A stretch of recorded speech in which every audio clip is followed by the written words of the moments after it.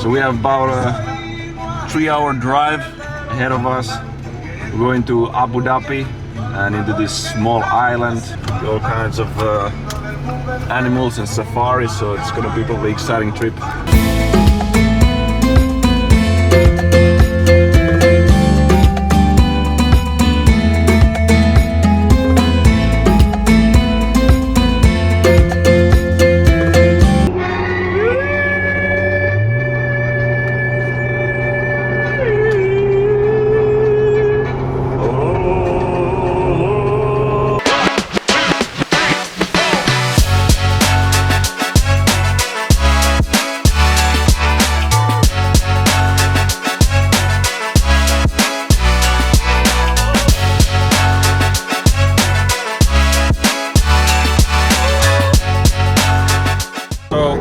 I didn't realize that when you drive 160 kilometers per hour with the Jeep for like an hour straight, it will pretty much dry the gasoline away from the tank. Like, and I wasn't watching actually the meter at all, and then it just gives this light, the alarm signal, like low gas. I'm like, whoa, okay, need to like put the gas down and just hope that there's enough range, because the gas station, the closest gas station is like, or was about 30 kilometers away. So now we're just like hoping that we still have enough gas to reach the station and then get a full tank, and then I maybe need to drive the rest of the trip with a little bit slower speed. Perhaps I may become a highwayman again.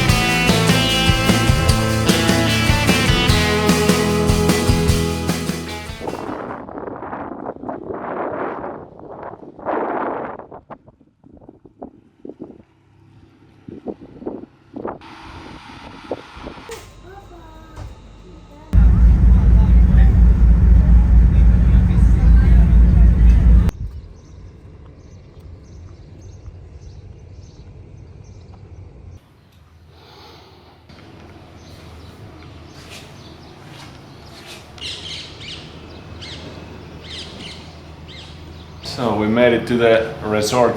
It's a little bit different style here. Kind of like you were in Africa or something, an island, wild island. We're gonna have actually the safari like quite soon, maybe in a couple of hours here. It's like a night time during the sunset. It should be a good time. So it's not like as hot as during the day. So it's gonna be maybe more active animals as well.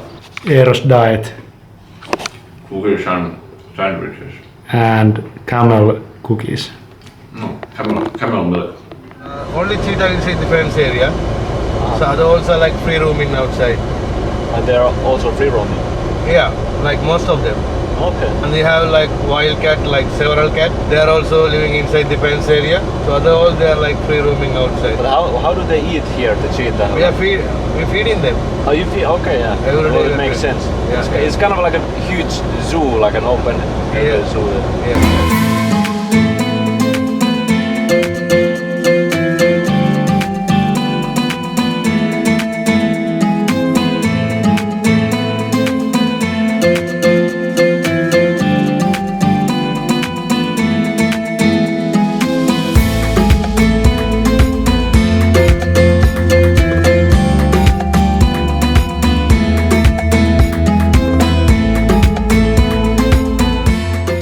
And you can see our left hand side, this all the green rock, it's copper. Oh, right. Yeah, there's a lot of different minerals. They're really showing here, like the colors.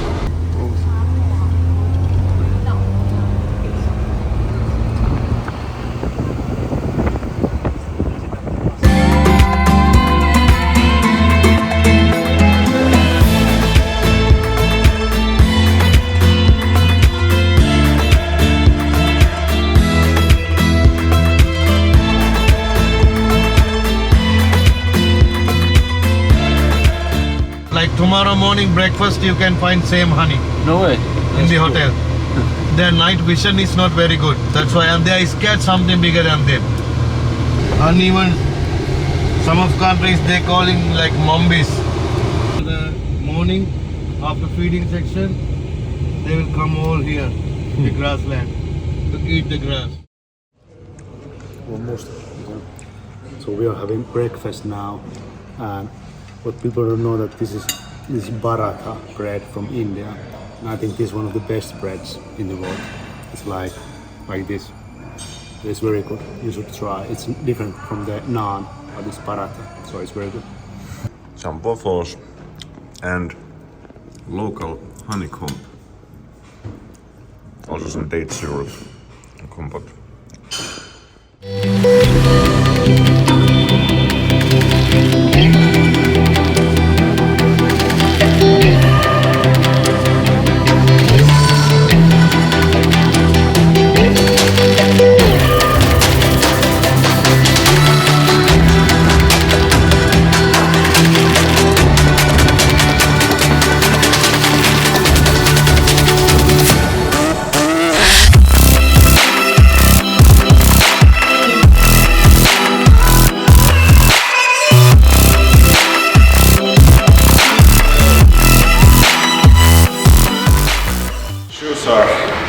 Too slippery for the animal movements actually.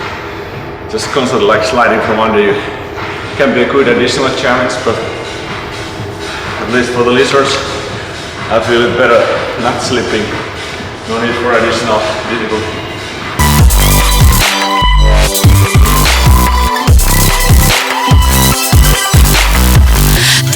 What I'm doing here right now is starting with some active, not active, but dynamic flexibility. So doing some stretches where I'm feeling good and giving a little bit of a bounce to it.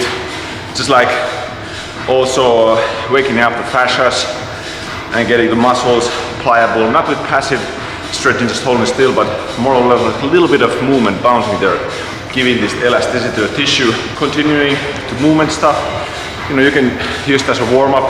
For me, it's a warm-up and a workout together. So going through multiple full body movements to get the central nervous system waking up because of the coordination requirements, but also nearly every single muscle gets worked. My forearms are now like feeling it, shoulders, chest part, especially the core, abdominals, obliques, lower back at massage when we're doing these final cat variations. One thing, and we know with this, it's always like a little bit responsive for me, intuitive. I just notice like, okay, my lateral change, for example, it's a little bit tight.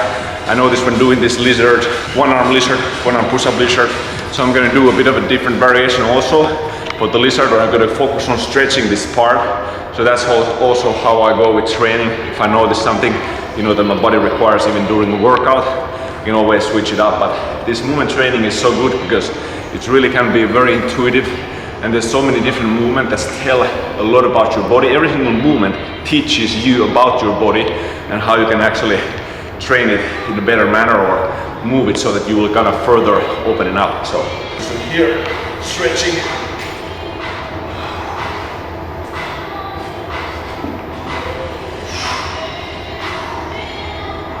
This feels really fantastic.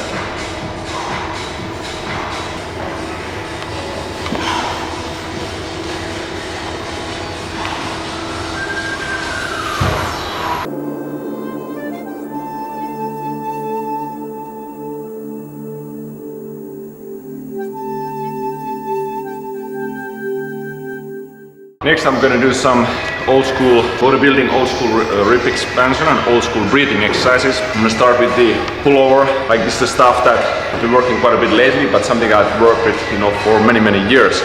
But this is all something also that is part of the Iron King method, where the old school bodybuilding, I think one of the most important principles and lessons that we can learn from the old school bodybuilders, you know, are in the Iron King method, and those are something that I think are quite universal and have so much benefits for pretty much anyone. So breathing is one of those aspects, and learning to really expand the rib cage. So I'm gonna do some pullovers and see if there's a good place for me to do some raider pulls as well, which is a even more unique exercise.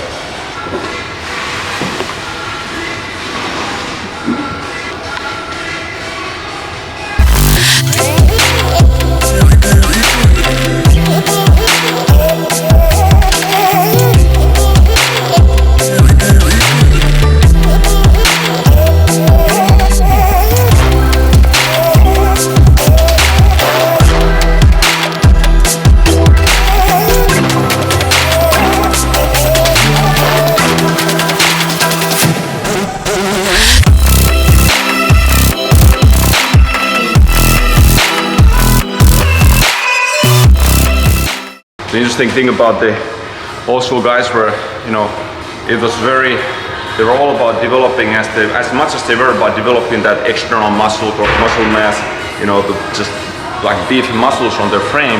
They understood that they need to also build the internal frame. And actually the external is just in a way the better external musculature you can have, it's a manifestation from the internal frame that you're building. So this was quite fascinating to actually even realize that they had this approach that was completely almost lost in today's Royal Age. You know, internal frame is something that people were training in Qigong thousands of years ago. So finding that from these old school methods and Bronze Era, even silver era bodybuilders is pretty crazy, and they did this through different type of breathing, expansion, chest expansion exercises, and even full body exercises. Even squatting was a kind of an internal exercise actually for them.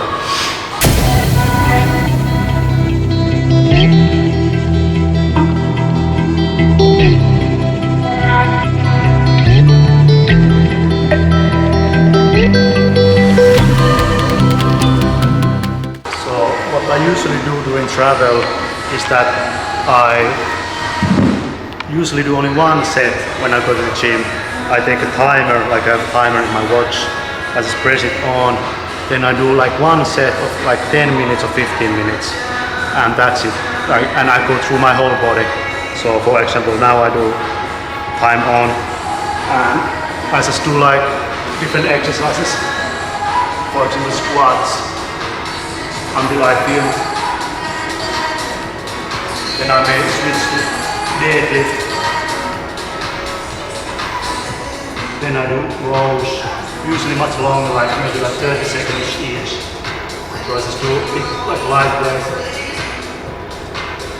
Then I do like girls, like until my arm starts to fatigue. Then I switch to like shoulder press. Usually do like clean leg press also. Then I may switch back to squat. Then back to deadlift. And different deadlifts like this.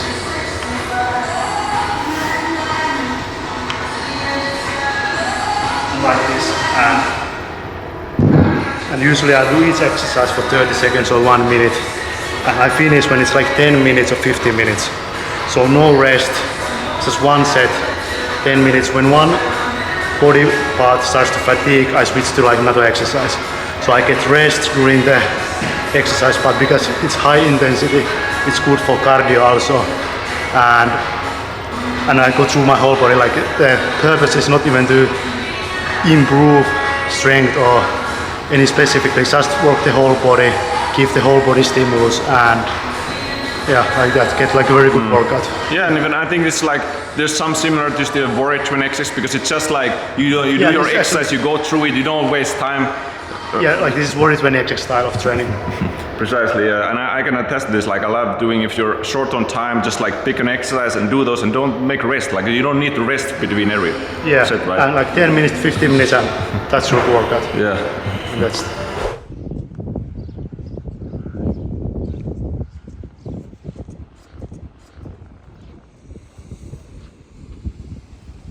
This is nice. The water is like amazing, the turquoise blue colors. Stunning. The sand is super hot, burning the feet. It's almost like I can taste the salt in my feet. They actually said that the island is like 80% salt. They have a difficult time planting trees here, but despite that they've planted like 3 million trees here. So the water is so warm that it feels like you're in an actual bath, like a hot tub or something. But surprisingly refreshing still, like very therapeutic. I feel the salt gets really into the skin, stings in the eyes and everything. It's a nice finish for the trip. It's a very brief trip here, but I think in this brief amount learned a lot about actually UAE. It's nice to see. We've been already living here for over 2 years, and to see it from a little bit more broader perspective, learn about the island. So back driving about 3 hours with the car. This time gotta be careful with the gas.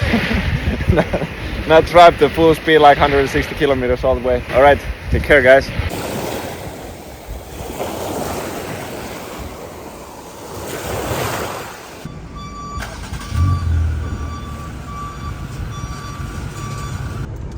this is the camel cookie. Pistachio inside.